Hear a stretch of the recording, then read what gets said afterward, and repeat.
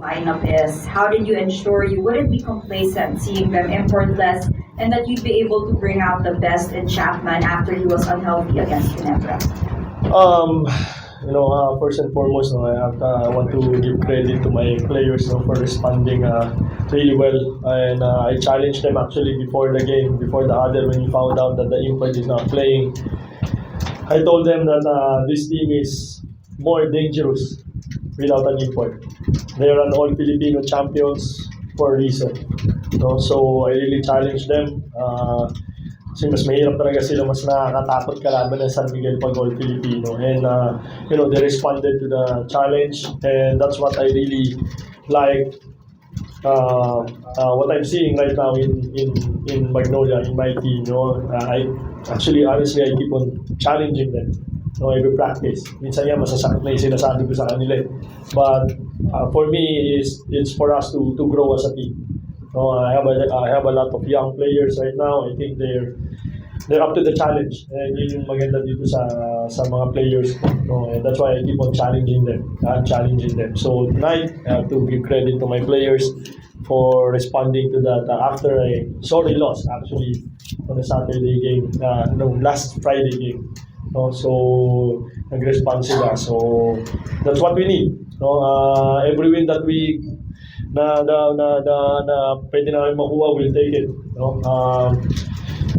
We took advantage na wala silang import. So Thank you, Coach. We're now opening the floor to media.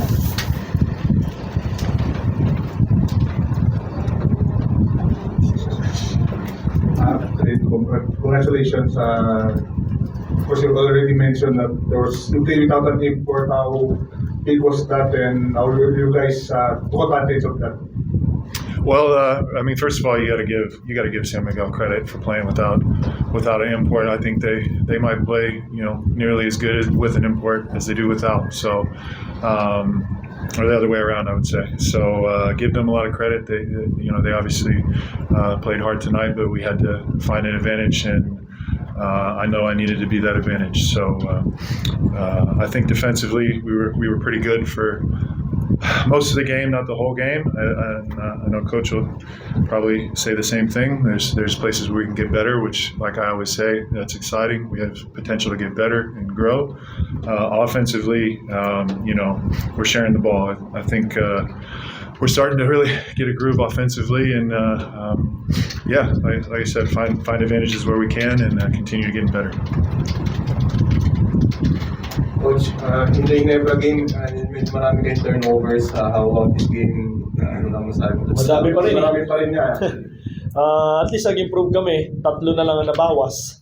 Diba? I think one thing that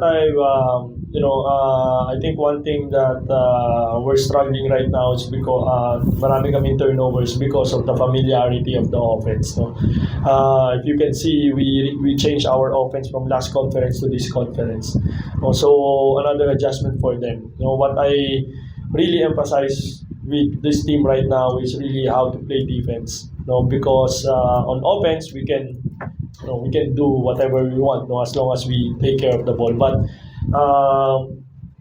itong mga turnovers naman namin, fixable naman eh. It's really about the familiarity with the new system and the new offense that I put in this conference. So, unti-unti. Hopefully, 20 last game, 17 today. Hopefully, next game, 15. So, pababa. So, yun yung na. But again, I always tell them, if we turn the ball over, we have to get back and play defense.